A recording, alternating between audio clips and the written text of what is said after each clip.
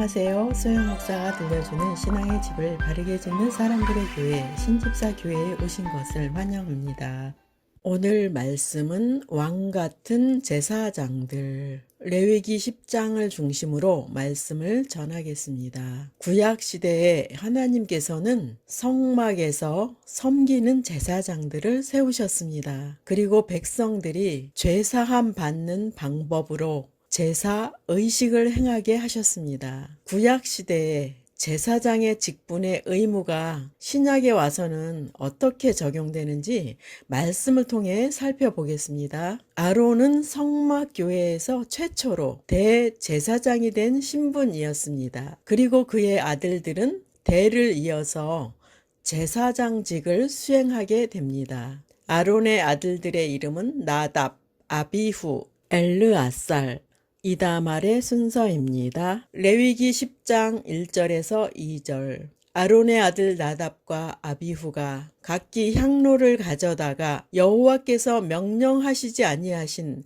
다른 불을 담아 여호와 앞에 분향하였더니 불이 여호와 앞에서 나와 그들을 삼키매 그들이 여호와 앞에서 죽은지라. 아론의 장자인 나답과 둘째인 아비후가 제사장직을 행할 때 하나님께서 명령하신 불로 분향해야 했습니다. 그러나 그들은 다른 불로 분향함으로 인해 하나님의 불이 제단에서 나와 그들을 삼키고 그들은 여호와 하나님 앞에서 죽었습니다. 이 내용을 보시면 두렵다는 생각이 들으실 것입니다. 오늘 말씀을 통해서 하나님의 의도를 깨닫는 시간이 되시기를 바랍니다. 하나님은 택하신 백성이라고 해서 무조건 용서하시는 것은 아닙니다. 물론 원죄는 예수님을 구주로 영접할 때 아무 조건 없이 용서받습니다. 그 후에 천국의 구성원이 된 성도는 하나님의 나라에 규칙에 따라 신앙생활을 해야 합니다. 이 세상의 국가에서도 법을 지키지 않으면 그에 대한 법정의 판단을 받아서 벌을 받게 됩니다. 법을 지키지 않는 국가라면 혼란과 무질서로 무법천지가 될 것입니다. 하나님께서도 징계를 통해 우리를 깨닫게 하시고 말씀을 순종하게 하시는 것입니다. 이스라엘 백성들은 광야 교회에서 하나님이 벌하시는 것을 마주할 때에 두려워하기도 하였고 무서워하기도 하였고 원망하기도 하였습니다. 오히려 21세기를 사는 지금은 하나님께서 벌하시는 것을 유보하는 시대를 살고 있습니다. 그래서 지금은 은혜의 시대라고 말합니다. 마태복음 13장 30절. 둘 다 추수 때까지 함께 자라게 두라. 추수 때에 내가 추수꾼들에게 말하기를 가라지는 먼저 거두어 불사르게 단으로 묶고 곡식은 모아 내 곡간에 넣으라 하리라. 예수님께서 하신 비유를 통해서도 벌이 즉시 이루어지지 않는 이유는 추수 때까지 두라고 말씀하셨고 심판은 세상의 종말에 이루어지게 될 것을 말씀하는 것입니다. 본문 말씀에 다른 불로 분향했다는 것은 무엇을 잘못한 것일까요? 첫 번째, 거룩한 제사를 만홀히 여긴 것입니다. 두 번째, 자신의 특권 의식과 권위 의식에 몰두하여 직무를 소홀히 하는 죄를 범하였습니다. 세 번째, 그들은 하나님의 종의 신분을 망각하여 하나님의 제사를 하나님의 뜻대로 한 것이 아니라 자신들의 생각대로 하였습니다. 신앙생활을 하면서 하나님의 명령과 법은 무척 중요하다는 것을 기억해야 합니다. 레위기 10장 3절. 모세가 아론에게 이르되 이는 여호와의 말씀이라 이르시기를 나는 나를 가까이 하는 자 중에서 내 거룩함을 나타내겠고 온 백성 앞에서 내 영광을 나타내리라 하셨느니라. 아론이 잠잠하니 하나님께서 특별히 가까이 하는 자가 있고 백성의 신분으로서 있는 자들이 있습니다. 하나님께 가까이 하는 자가 하나님의 거룩함을 나타나게 하는 자라고 말씀하심은 하나님의 가까이에서 섬기는 자는 불순종이나 죄가 있어서는 안 된다는 말씀입니다. 거룩의 뜻은 구별하다, 분리하다, 깨끗하다는 의미입니다. 거룩의 뜻은 죄악과 부정으로부터 철저히 자신을 분리시키고 오직 하나님의 소유로서 자신을 구별하여 드리는 변화된 상태를 지칭합니다. 하나님을 섬기는 것은 백성 앞에서 모범이 되어야 했습니다. 그렇기에 지도자가 말씀의 명령을 따르지 않는 것은 하나님의 권위를 무시하는 결과에 이르게 될 것입니다. 그렇게 된다면 하나님의 영광을 백성에게 나타나게 할 수 없게 됩니다. 지도자가 하나님의 명령에 순종함의 결과는 하나님께서는 자신의 영광을 백성에게 보여주십니다. 백성들은 그 모습을 보고 하나님께 영광을 돌리게 되는 것입니다. 우리는 예수님을 영접하는 순간부터 천국을 약속받았습니다. 사랑하는 자녀들을 위해서 베푸시는 약속의 축복이 징계보다 더 많다는 것을 알아야 할 것입니다. 하나님을 섬길 때 말씀대로 섬겨야 함을 보여주는 이스라엘의 역사를 보시겠습니다. 이스라엘과 블레셋의 전쟁에서 이스라엘이 전세가 약해지자 하나님의 궤를 전쟁에 가져오면 승리하리라고 생각했습니다. 이스라엘의 생각은 빗나갔습니다. 하나님은 사울 왕과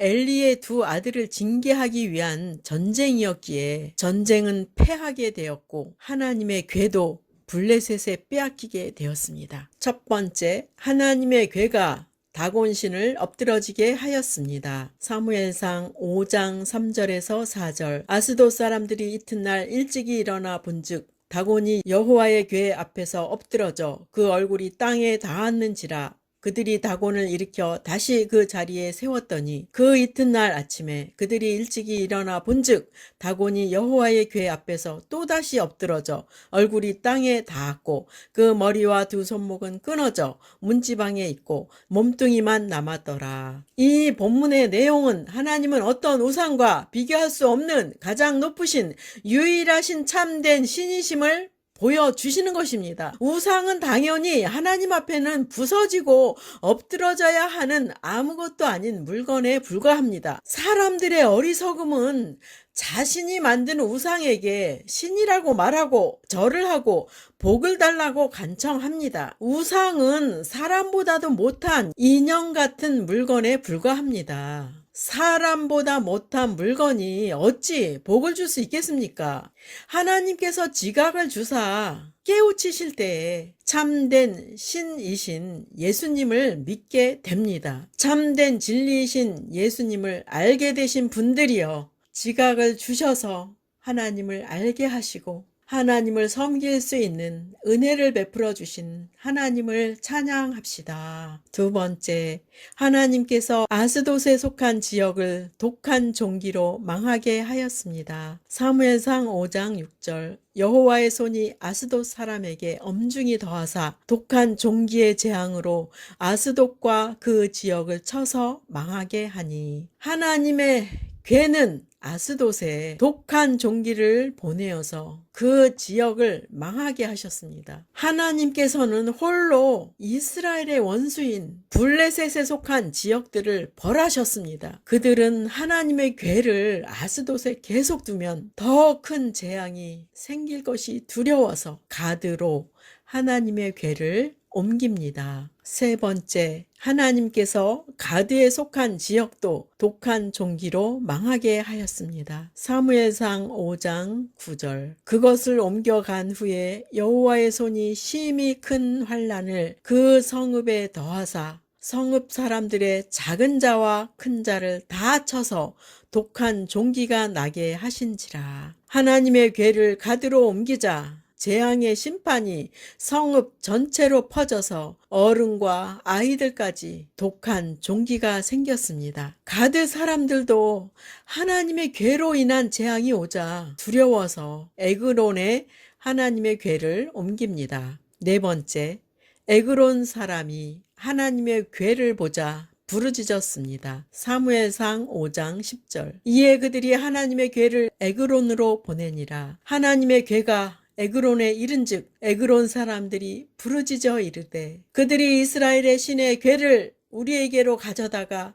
우리와 우리 백성을 죽이려 한다 하고, 이스라엘은 전쟁에 패하여 하나님의 궤를 블레셋에 빼앗겼는데 하나님은 홀로 전쟁을 승리로 이끌어 가십니다. 블레셋 사람들은 재앙으로 인해 망하게 되자 하나님의 궤를 이스라엘의 벳세메스로 보냅니다. 하나님의 궤가 벳세메스에 도착하자 사람들은 여호와의 궤를 들여다 보았습니다. 그 일로 인해서 그 자리에서 5만 70명이 죽임을 당했습니다. 여호와께서 백성을 쳐서 크게 살육하셨으므로 백성이 슬피 울었습니다. 하나님의 궤는 하나님을 상징하는 거룩한 성물이었습니다. 하나님의 궤는 말씀의 명령에 따라 제사장들이 다룰 수 있는 성물이었습니다. 그 말씀대로 지키지 않고 들여다본 벳세메스 사람들이 5만 70명이 죽임을 당했습니다. 하나님의 궤는 홀로 블레셋의 재앙을 내리셨지만 이스라엘 백성들이 말씀의 규례를 지키지 않을 때는 징계하시는 분이라는 것을 알아야 했습니다. 하나님의 궤는 이동할 때 레위 지파만이 만질 수 있는 자격이 있었습니다. 하물며 들여다본다는 것은 하나님의 거룩함을 가볍게 여기는 행동이었습니다. 하나님은 명령에 불순종하는 것은 자신의 사랑하는 백성일지라도 법에 따라 징계하십니다. 이 말씀을 통해서 살아있는 우리들에게도 경고를 주시는 것입니다. 하나님의 말씀대로 행하는 것은 이토록 중요하다는 것을 우리에게 깨우쳐 주십니다. 다윗은 하나님의 궤를 자신의 궁궐 가까운 곳으로 옮기려고 계획을 합니다. 하나님의 궤를 옮겨오려고 할 때 말씀에 기록된 대로 옮기지 않고 쉬운 방법으로 옮기려고 하였습니다. 하나님의 궤는 레위인이 옮길 수 있었고 레위인이 어깨에 메어서 옮겨야 하는 것은 여호와 하나님의 규례였습니다. 그런데 하나님의 궤를 편한 방법으로 새 수레에 실었습니다. 그러자 소들이 뜀으로 인해 웃사가 궤가 넘어지지 않게 붙들었습니다. 그로 인해 하나님께서 진노하셔서 웃사는 몸이 찢겨서 죽게 되었습니다. 다윗은 웃사가 하나님의 궤를 붙잡아서 도움을 주려고 했는데 하나님의 징계를 받는 것을 보자 실망이 되었고 하나님도 두려웠습니다. 그래서 하나님의 궤를 모셔오는 것을 중단하고 오벳 에돔의 집에 두게 됩니다.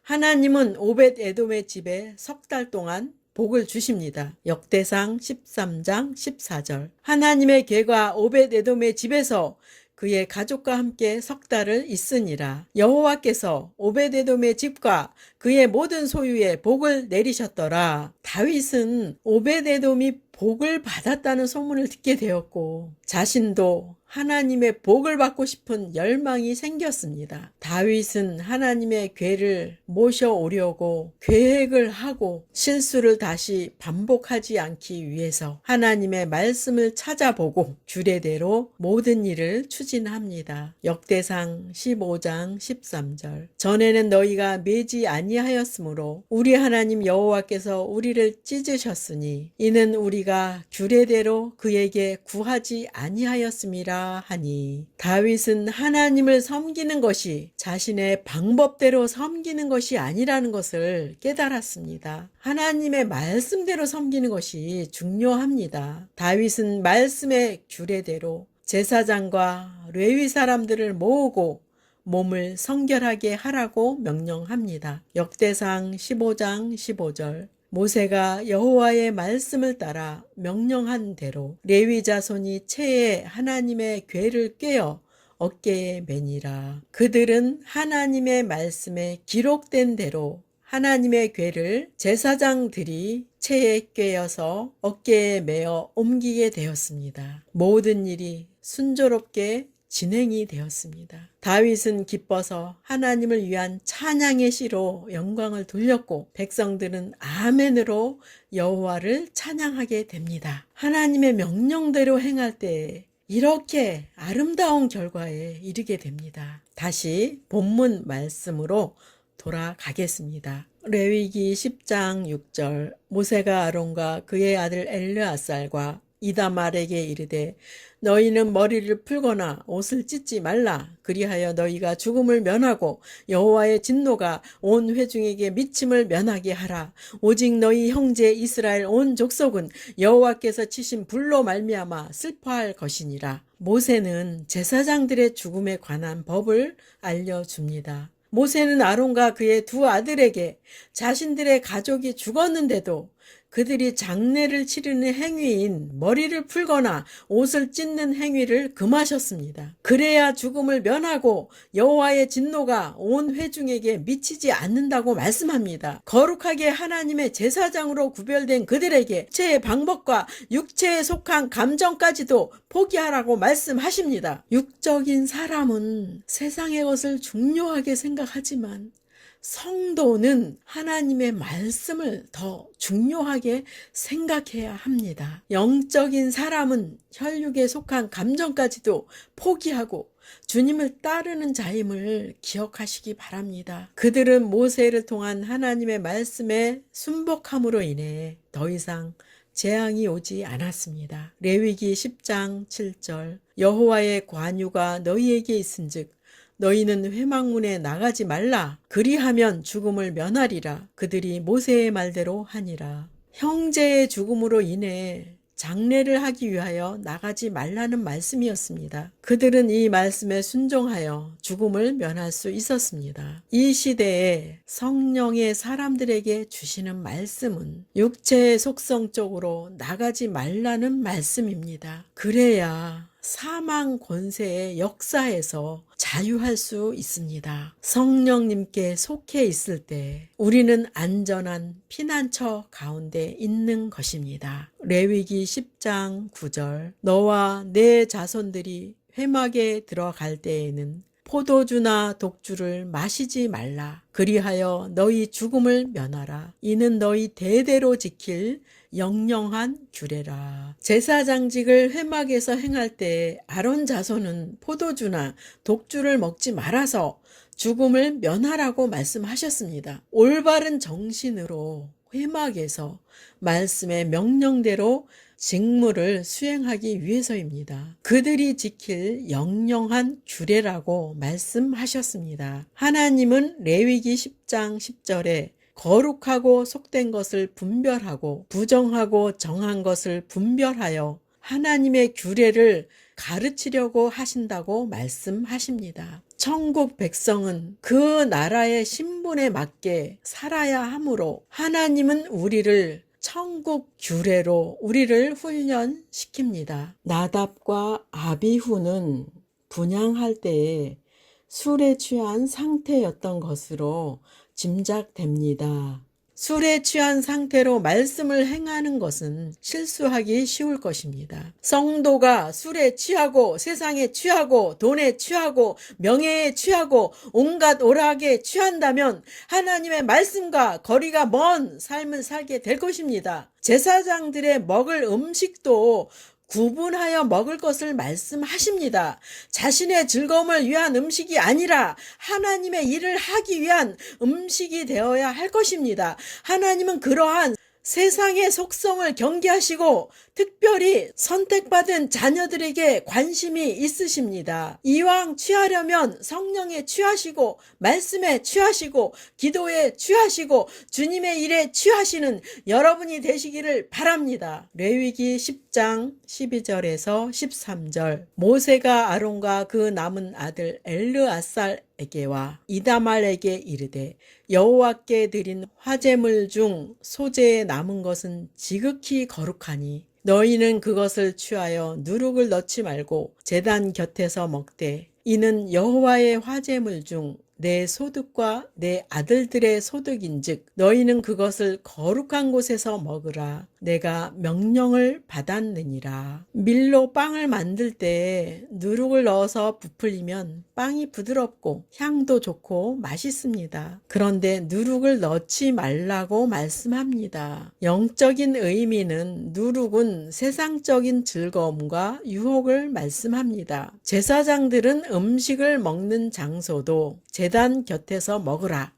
거룩한 곳에서 먹으라고 말씀하십니다. 주님은 이 말씀에서 주시는 의미는 세상에 속한 즐거움과 유혹을 거부하고 주님으로 살라는 말씀을 우리에게 주시는 것입니다. 이 말씀을 듣는 주의 종들인 목사님들은 이 말씀에 동의하실 것입니다. 평신도라면 이 말씀은 목사님들을 향한 것이니까 우리는 지키지 않아도 돼 라고 생각하지 않으셨습니까? 아닙니다. 평신도도 지켜야 할 말씀인 것을 보여주는 구절을 보시겠습니다. 베드로전서 2장 9절.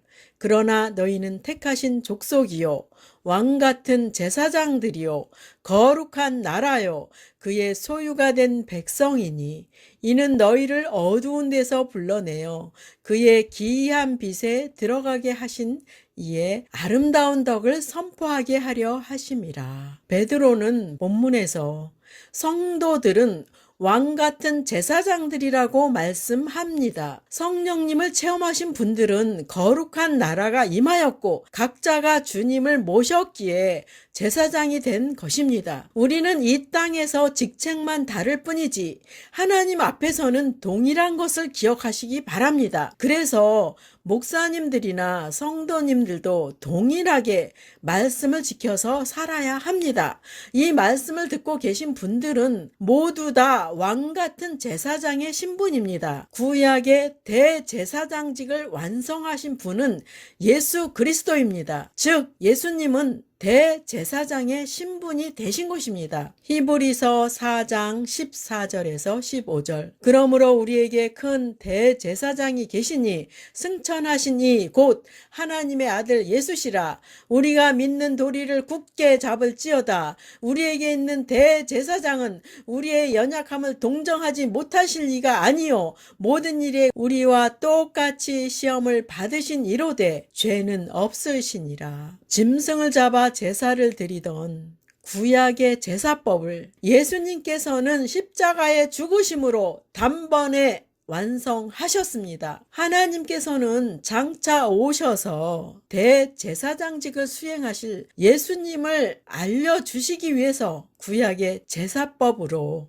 이스라엘을 훈련시키셨습니다. 예수님의 대속의 죽으심으로 우리는 언제든지 십자가 앞에서 우리가 지은 과거, 현재, 미래의 죄를 용서받을 수 있습니다. 제사장은 대제사장의 명령에 따라 제사를 행하여야 합니다. 우리는 대제사장이신 예수님의 명령에 따라 행하는 제사장이 되어야 합니다. 주님의 명령에 순종하는 주님의 기쁨이 되는 제사장들이 되시기 바랍니다. 그리고 우리는 대제사장이신 예수님의 소유된 백성입니다. 소유가 되었다는 것은 내 권리와 내 의지를 포기하고 주님의 명령대로 사는 것입니다. 오늘 말씀을 통해 주시는 왕같은 제사장들의 의미를 살펴보았습니다. 구약의 제사장의 직분은 하나님께서 선택한 자들이 하나님의 성막에서 규례대로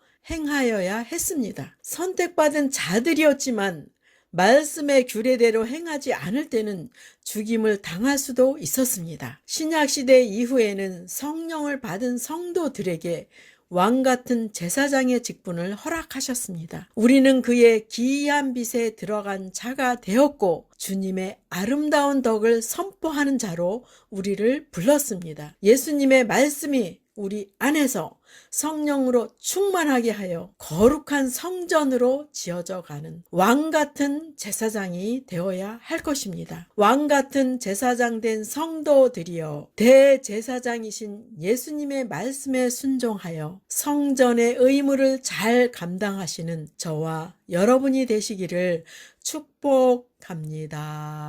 마지막 시대를 살아가는 하나님의 백성 여러분, 교회는 다니지만 예수님을 그리스도로 믿지 않는 여러분, 하나님에 대해서, 예수님에 대해서 잘 모르시는 여러분, 가나안 성도 여러분, 우리 함께 성경에 근거해서 성령의 능력으로 신앙의 집을 말씀대로 바르게 건축하도록 합시다.